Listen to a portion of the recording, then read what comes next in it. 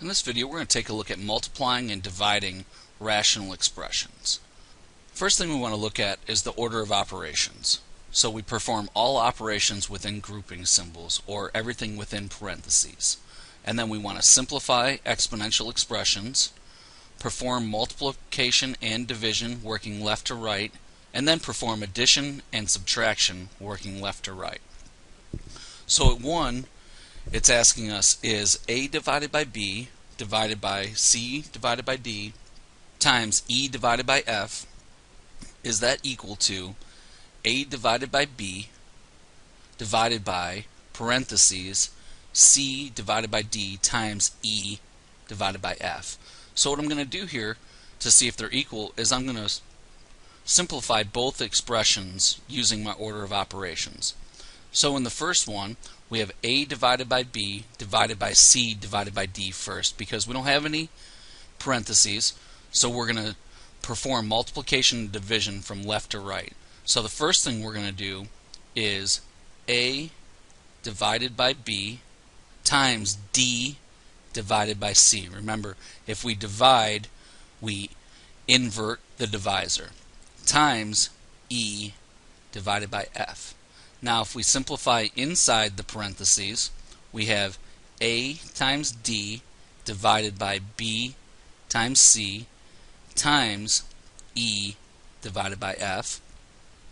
And now we multiply across the numerators and across the denominators. So I have A times D times E divided by B times C times F. Now let's take a look at the second one. We have A divided by B divided by C over D times E divided by F. Now remember, we need to start with the parentheses first. So in this expression, we're going to have A divided by B divided by, now when we multiply C divided by D times E divided by F, we end up with C E divided by DF. And now we have AB divided by CE divided by DF. So we're going to rewrite that as A divided by B times DF divided by CE. And we end up with A DF divided by BCE. So now we can see that ADE in the numerator of the left expression is not the same as ADF in the numerator of the second expression. So these are not equal. So we can say that A divided by B divided by C over D times E over F is not equal to A divided by B divided by C over D times E divided by F. So we have to make sure we follow the order of operations. So in this next example, we have perform the operations and simplify.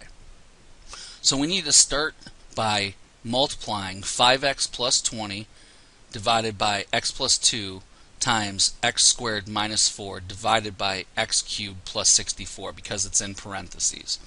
So what I'm going to do is just carry down this first rational expression,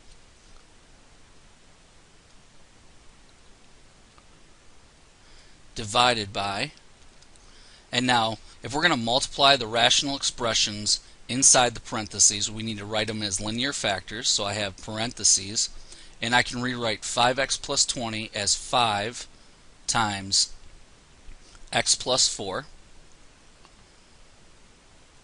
times, now we have x squared minus 4 is x plus 2 times x minus 2 divided by x plus 2, and now we have a perfect cube, so we're going to have x plus 4 times x squared minus 4x plus 16 times 10x minus 2. So now we're going to cancel all the factors that we can within the parentheses, so we can see that x plus 4 factor cancels, and we can also see that the x plus 2 factors cancel. So what we're left with is